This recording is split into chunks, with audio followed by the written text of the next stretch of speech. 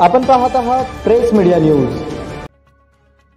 कुख्यात बिल्डर सलमान डोलारे यांचा आणखी एक कारनामा समोर।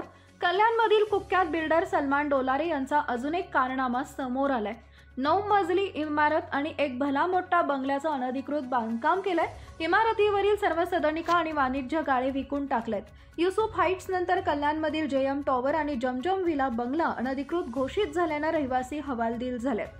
आता या इमारतीवर लवकर कारवाईचा हातोडा चालवला जाणार असल्याची माहिती केडीएमसी उच्च उपायुक्त अवधूत तावडे यांनी दिली आहे।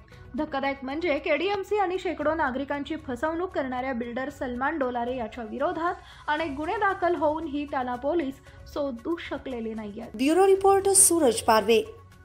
कारवाई करण्यात आली नेमकी काय? अन्सारी चौक कल्याण पश्चिम येथील जेएम विला या इमारतीमध्ये परवानगी व्यतिरिक्त G+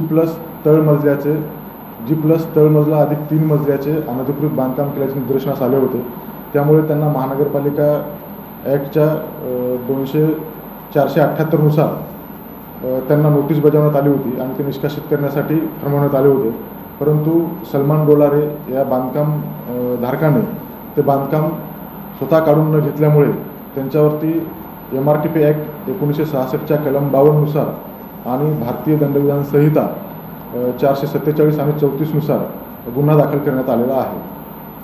सर, इमारत पाहण्यासंदर्भात काय निर्णय होणार आहे? सदर इमारतीमध्ये रहिवास असल्यामुळे पोलीस विभागाच्या मदतीने बिल्डिंग रिकामी करून त्यानुसार पुढील कारवाई करण्यात येईल।